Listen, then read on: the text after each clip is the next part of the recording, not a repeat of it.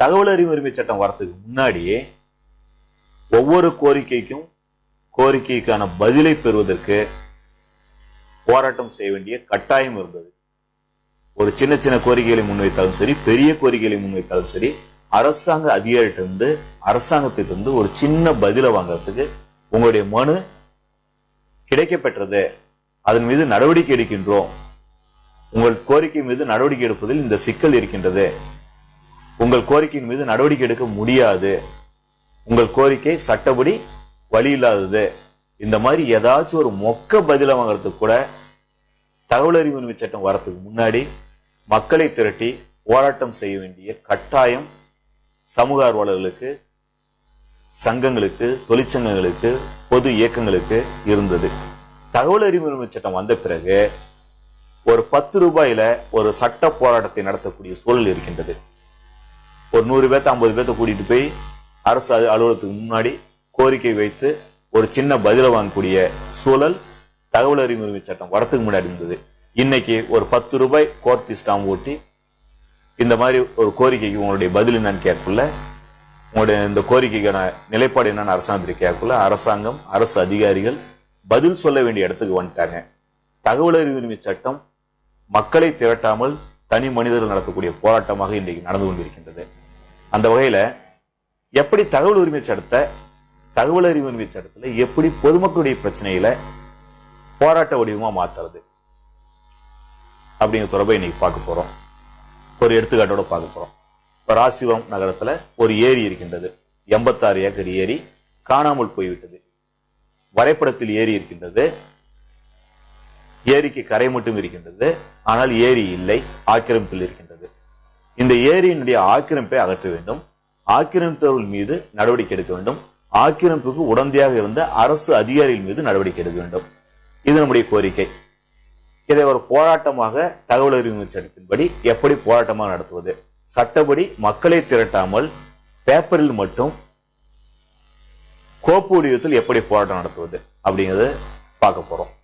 இப்ப ஒரு ஏரி, இந்த ஏரி யாருக்கு சொந்தமானது அப்படின்னு பார்த்தா நகர்ப்பகுதியில் இருப்பதால் நகராட்சிக்கு சொந்தமானதுன்னு எடுத்துக்கலாம், உள்ளாட்சிக்கு சொந்தமானது, வருவாய்த்துறைக்கு சொந்தமானது, பொதுப்பணித்துறைக்கு சொந்தமானது, அதில் கூடிய மரங்கள் வனத்துறைக்கு சொந்தமானது, அதில் நீர் இருக்கின்ற பொழுது அந்த நீரில் கிடைக்கக்கூடிய லாபங்கள் உள்ளாட்சிக்கு சொந்தமானது, நீர் மேலாண்மை பொதுப்பணித்துறைக்கு சொந்தமானது.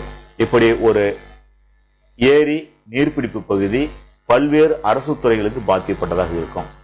இதில் ஆக்கிரமிப்பினை அகற்றக்கூடிய அதிகாரம் வருவாய்த்துறையை சார்ந்தது.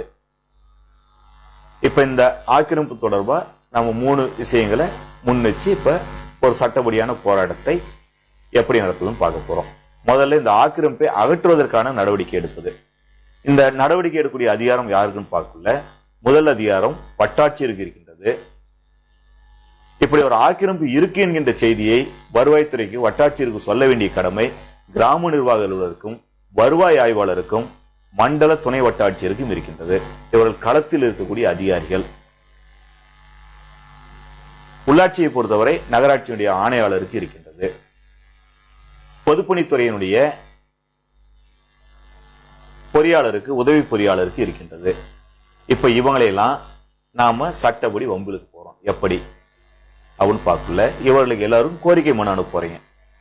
இந்த மாதிரி ராசிபுரம் ஏரி 86 ஏக்கர் இருக்கு, இது அரசுக்கு சொந்தமான ஏரி, இந்த ஏரியில ஆக்கிரமிப்பு இருக்கு, ஆக்கிரமிப்பை அகற்றி அரசாங்கத்தின் வசம் இந்த ஏரியை ஒப்படைக்கிறதுக்கு உரிய நடவடிக்கை எடுங்க அப்படிங்கிற கோரிக்கை மனுவை கிராம நிர்வாக அலுவலருக்கு, வருவாய் ஆய்வாளருக்கு, மண்டல துணை வட்டாட்சியருக்கு, வட்டாட்சியருக்கு, கோட்டாட்சியர், ஆர்டிஓ, சப் கலெக்டர், இவருக்கு மாவட்ட வருவாய் அலுவலர், மாவட்ட ஆட்சித்தலைவர், தமிழக முதல்வருடைய தனிப்பிரிவு, உள்துறை செயலாளர், தலைமைச் செயலாளர், வருவாய்த்துறையினுடைய அரசு செயலாளர், இந்த மாதிரி கூடிய அதிகாரிகள் எல்லாருக்கும் ஒரு கோரிக்கை மனுவை தனித்தனியாக அனுப்புறோம். அனுப்பிய பிறகு 1 நாள் 2 நாள் கழித்து மீண்டும் தகவல் அறிவு உரிமை சட்டத்துல ஒரு மனு கொடுக்க போறோம். எப்படின்னு கேட்டீங்கன்னா, கிராம நிர்வாக அதிகாரிட்ட கேட்க போறோம். கடந்த 1ஆம் தேதி ராசிபுரம் ஏரி ஆக்கிரமிப்பு தொடர்பாக ஒரு கோரிக்கை மனு உங்களுக்கு அனுப்பியிருந்தேன், அந்த மனு கிடைத்ததா, மனு மேல என்ன நடவடிக்கை எடுத்தீங்கன்னு கேட்க போறது இல்லை, மனு மேல நடவடிக்கை எடுப்பீங்களான்னு கேட்கக்கூடாது. எளிமையா கேட்கிறோம். எப்படின்னாக்க, இந்த மனு கிடைக்கப்பட்டதா? மனு கிடைக்கப்பட்டதுக்கான ஒப்புகை சீட்டை மனுதாரருக்கு அனுப்பி வைத்தீர்களா? நான் கொடுத்த மனுவுடைய நகலை தகவல் அறிவு அமைச்சர் என்கிட்ட கொடுங்க அப்படின்னு ஒரு மனுவை தகவல் அறிவு அமைச்சரத்துல கிராம நிர்வாக அலுவலருக்கு, வருவாய் ஆய்வாளருக்கும், மண்டல துணை வட்டாட்சியருக்கும், பொது தகவல் அலுவலர், தலைமையிடத்து துணை வட்டாட்சியர் அவருக்கு கொடுக்க போறோம். இந்த மாதிரி வருவாய் ஆய்வாளருக்கு இந்த தேதி 1ஆம் தேதி மனு அனுப்பியிருந்தேன். அந்த மனு வருவாய் ஆய்வாளர் கிடைக்கப்பட்டதா? வருவாய் ஆய்வாளர் ஒப்புகை சீட்டு வழங்கினாரா? அந்த மனுவுடைய நகல் எனக்கு தேவை அப்படின்னு மண்டல துணை வட்டாட்சி, தலைமையிடத்து துணை வட்டாட்சியரான பொது தகவல் அலுவலர்கிட்ட அனுப்ப போறோம். அதே மாதிரி வட்டாட்சியர் அலுவலகம் தலைமையிடத்து துணை வட்டாட்சியர்கிட்ட கேட்க போறோம். வருவாய் கோட்டாட்சியர், சப் கலெக்டர், ஆர்டிஓம்பாங்க, அவருடைய அலுவலகத்தில் அவருடைய நேர்முக உதவியாளர் பொது தகவல் அலுவலராக இருக்கின்றார். அவரிடத்தில் இதே மாதிரி கேள்வி கேட்கிறோம். மாவட்ட வருவாய் அலுவலர், மாவட்ட ஆட்சித்தலைவர், இவங்களுக்கு மனு கொடுத்துக்கிறோம். இந்த அலுவலகத்தை பொறுத்தவரை மாவட்ட ஆட்சித்தலைவருடைய நேர்முக உதவியாளர் பொது தகவல் அலுவலர், அவரிடத்தில் இந்த கேள்வியை கேட்க போறோம். இந்த மனு மாவட்ட ஆட்சியர் கிடைத்ததா? மாவட்ட வருவாய் அலுவலருக்கு கிடைத்ததா? அவர் ஒப்புகை சீட்டு வழங்கினாரா? அந்த மனுவோட நகலை கொடுங்க அப்படின்னு கேட்க போறோம். அதே மாதிரி முதல்வர் தனிப்பிரிவு, உள்துறை செயலாளர், தலைமைச் செயலாளர், இவங்க கிட்ட இப்ப என்ன இந்த அலுவலகத்துல என்ன நடக்குன்னு பாத்தீங்கன்னா, நாம் கொடுத்த மனு ஒவ்வொரு அலுவலகத்திலும் கோப்புக்கு எடுத்து ஒரு ஃபைல் தயார் பண்ணுவாங்க. இப்ப தலைமைச் செயலாளர் போன மனு பொறுத்த வரைக்கும் குப்பையா வரும். தினமும் ஆயிரக்கணக்கான மனு அந்த அலுவலகத்துக்கு வரும். நம்முடைய மனுவும் அந்த குப்பையில போய் சேர்ந்திருக்கும். தகவல் அறிவு அமைச்சகத்தில் நாம தகவல் கேட்ட உடனே இந்த மனுவை தேடி கண்டுபிடிப்பார்கள். தேடி கண்டுபிடிச்சு பார்க்குள்ள இது நாமக்கல் மாவட்டம் ராசிபுரம் தாலுக்காவில் ஒரு ஏரி ஆக்கிரமிப்பு தொடர்பானது, நம்ம தொடர்பான விஷயம் இல்லை, தலைமைச் செயலாளர் முடிவெடுக்கிற விஷயம் இல்லை, கீழே இருக்கிற அதிகாரிகள் முடிவெடுக்க வேண்டிய விஷயம். உடனே இதை என்ன செய்யலாம்னா நாமக்கல் மாவட்ட ஆட்சித்தலைவருக்கு ஃபார்வர்ட் பண்ணி அனுப்பி வைங்க அப்படின்ட்டு நமக்கு ஒரு பதில் கிடைக்கும். உங்களுடைய மனு கிடைக்கப்பட்டது, இந்த மனு நாமக்கல் மாவட்ட ஆட்சித்தலைவருக்கு மேல் நடவடிக்கையாக அனுப்பப்பட்டுள்ளது. முதல்வர் தனிப்பிரிவில் இந்த மாதிரி பதில் வரும், தலைமைச் செயலாளர்கிட்ட இந்த மாதிரி பதில் வரும், உள்துறை செயலாளர் இந்த மாதிரி பதில் வந்துடும். இந்த மாதிரி எல்லாம் மேல போன எல்லாமே மாவட்ட ஆட்சித்தலைவருக்கு வரும். மாவட்ட ஆட்சித்தலைவர் அலுவலகத்திலையும் மாவட்ட வருவாய் அலுவலர், கோட்டாட்சி தலைவர் அலுவலகத்துல இதெல்லாம் தாசில்தார் செய்ய வேண்டிய நடவடிக்கை. அரசாணையின் 540 படி தாசில்தாருக்கு அதிகாரம் இருக்கு, ஆக்கிரமிப்பு அகற்ற அதிகாரம், இதை தாசில்தாருக்கு அனுப்பி வைங்க அப்படின்ட்டு வட்டாட்சியருக்கு இந்த கோப்புகள் எல்லாமே வந்துடும். ஒரு மனு வரக்குள்ள இவங்க தூக்கி குப்பையில போடுவான். இவர்கள் உயர் அதிகாரிகள் ஒரு அழுத்தம் தரக்குள்ள இவர்கள் எல்லாம் கேள்வி கேட்கிறான். இந்த மாதிரி ராசிபுரத்தில் நல்வினி சதின்னு ஒரு வழக்கறிஞர் ராசிபுரம் ஏரியினுடைய ஆக்கிரமிப்பை அகற்ற சொல்லி மனு கொடுத்திருக்காரு. அந்த மனுவை அச்சு அசலாக உனக்கு இணைத்து அனுப்பி இருக்கின்றோம். நடவடிக்கை எடுத்துவிட்டு அதன் விவரத்தை எங்கள் அலுவலகத்துக்கு அனுப்பி வையுங்கள் அப்படின்னு சொல்லிட்டு தலைமைச் செயலாளர், உள்துறை செயலாளர், முதல்வர் தனிப்பிரிவு இவங்க எல்லாமே இவங்களுக்கு அனுப்பிட்டாங்க. மாவட்ட ஆட்சித்தலைவர், வருவாய் அலுவலர், வருவாய் கோட்டாட்சியர் எல்லாமே வட்டாட்சியர் அனுப்பிட்டாங்க. இப்ப கிடைக்கப்பட்ட மனுக்கள் எல்லாத்தையும் வட்டாட்சியர் ஒரு புதுசா ஒரு கோப்பை உருவாக்குவார், ஒரு ஃபைல் கிரியேட் பண்ணுவார். கிரியேட் பண்ணிட்டு இதற்கு பிறகு அவர் நடவடிக்கை எடுப்பதற்கான முயற்சியை செய்வார். ஆமை வேகத்தில் நன்றாக மனசுல வச்சுக்கீங்க. நடவடிக்கை எடுத்துருவாரு, ஆக்கிரமிப்பு அகற்றிடுவார். நான் சொல்லல, நீங்க கொடுத்த பேப்பர், நீங்க கொடுத்த மனு கோப்பிற்கு எடுக்கப்பட்டு விட்டது, ஒரு ஃபைல் கிரியேட் ஆயிடுச்சு. உங்களுடைய போராட்டம் முதல் படி வெற்றி அடைந்திருக்கின்றது. உங்கள் கோரிக்கை நிறைவேற்றுன்னு சொல்ல முடியாது. உங்களுடைய கோரிக்கை ஒரு ஆவணப்படுத்தப்பட்டு விட்டது. இனிமேல் அப்படி ஒரு ஏரியில ஆக்கிரமிப்பு இருக்கு அப்படின்னு சொல்லி தாசில்தார் எனக்கு தெரியாதுன்னு சொல்ல முடியாது. வருவாய்த்துறை சார்ந்தவர்கள், அரசு நிர்வாகத்தை சார்ந்தவர்கள் அந்த ஏரியில ஆக்கிரமிப்பு இருக்குங்கிறத எனக்கு தெரியாது, எங்க கவனத்துக்கு வரல, நாங்க பார்க்கவே இல்லை அப்படின்னு சொல்லிட முடியாது. ஏன்னா நம்முடைய அதிகாரியுடைய பார்வையெல்லாம் எப்படி இருக்குன்னா, அந்த காலத்துல ராஜாக்கள் கேட்பாங்களாம், மந்திரியாரே மாதம் மும்மாரி பொழிந்ததா அப்படின்ட்டு. கோட்டையில உட்காந்துட்டு, அரசவையில உட்காந்துட்டு ராஜா மந்திரிகிட்ட கேட்பாராம், மந்திரியாரே மாதம் மும்மாரி பொழிந்ததா அப்படின்ட்டு. இன்னைக்கு நம்ம அதிகாரிகள் அப்படிதான் சொல்லுவாங்க. ராசிபுரம் ஏரிக்கரில் ராசிபுரம் வட்டாட்சியர் 1000 முறை போயிருப்பார். அது மாநில நெடுஞ்சாலையில் இருக்கு. 1000 முறை போயிருப்பார். அங்க ஒரு ஏரி காணாம போன விஷயம் தாசில்தாருக்கு தெரியும். ஆனா நம்ம மனு கொடுக்குள்ள அப்படி ஒரு ஏரி இருந்துச்சா, காணாம போயிடுச்சுங்களா, ஆக்கிரமிப்புல இருக்கா, நான் கீழே இருக்கிற அதிகாரிகளை அனுப்பி ஆய்வு பண்ணி சர்வே பண்ணி அப்படி ஒரு ஏரி இதை கண்டுபிடிக்கிறேங்க, என் கவனத்துக்கு இது வரைக்கும் வரவே இல்லைங்க, இப்பதான் வந்திருக்குங்க, நான் இப்பதாங்க தாசில்தாரா புதுசா பதவி ஏற்றிருக்கிறேன், இதுக்கு முன்னாடி நான் சந்திரமண்டலத்துல இருந்தேன், செவ்வாய் கிரகத்துக்கு இப்பதான் வந்திருக்கிறேன், உடனே நடவடிக்கை எடுத்துறேன்னு வாயில சொல்லுவாங்க. ஆனா அந்த விஷயம் தெரிந்தாலும் கூட தெரியாத மாதிரி காட்டிக்குவாங்க. இப்ப நாம அனுப்பின மனுக்கள் ஒரு ஆவணப்படுத்தப்பட்டு விட்டது. இனிமேல் இந்த அதிகாரியில் நம்ம இடம் தப்பிக்க முடியாது. சரி, அடுத்து என்ன செய்யணும்? நமக்கு பதில் வந்துருச்சு. ஒவ்வொரு அதிகாரிட்டும் தகவல் அறிவிச்சதில் பதில் கொடுத்துட்டாங்க. இந்த நாக்கா நம்பர்ல நான் எனக்கு கீழே இருக்கிற அதிகாரிக்கு அனுப்பிட்டேன், மாவட்ட ஆட்சித்தலைவருக்கு அனுப்பிட்டேன், மாவட்ட ஆட்சித்தலைவர் நான் வட்டாட்சியருக்கு அனுப்பிட்டேன் அப்படிம்பாரு. வட்டாட்சியர் அலுவலகத்துக்கு நமக்கு பெருசா பதில் உடனடியா வராது. கிராம நிர்வாக அதிகாரிகிட்ட நம்ம கேட்கிறோம், இந்த மாதிரி மனு கிடைச்சதானா? கிடைச்சதுன்னு பாரு சொல்லிட்டு நான் வட்டாட்சியருக்கு அறிக்கை அனுப்பி இருக்கிறேன், இப்படி ஒரு ஆக்கிரமிப்பு இருக்கிற விஷயத்த வட்டாட்சியுடைய கவனத்துக்கு கொண்டு போயிட்டேன் அப்படின்னு கிராம நிர்வாகிகளோட ஒரு பதில் சொல்லுவார். வருவாய் ஆய்வாளரும் அப்படி ஒரு பதிலை சொல்லுவார். ஆக்கிரமிப்பு இருக்கு, உண்மை. ஆக்கிரமிப்புதாரர் குப்சாமி, ராமசாமி, கந்தசாமி.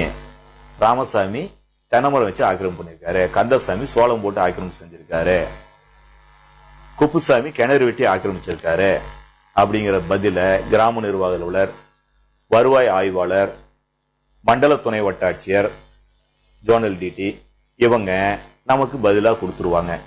இப்ப நமக்கு இந்த பிரச்சனை கையில் எடுக்கின்ற பொழுது அந்த ஏரியினுடைய சர்வே நம்பர் தெரியாது, எவ்வளவு அளவுன்னு தெரியாது, யார் ஆக்கிரமிச்சிருக்காங்கன்னு தெரியாது, எந்த வகையில் ஆக்கிரமிச்சிருக்காங்கன்னு தெரியாது, எவ்வளவு இடத்த ஆக்கிரமிச்சிருக்காங்கன்னு தெரியாது, எவ்வளவு நாளா ஆக்கிரமிச்சிருக்காங்கன்னு தெரியாது, இதுல வேறு என்னென்ன பிரச்சனைகள் இருக்கு அப்படிங்கிறது தெரியாது.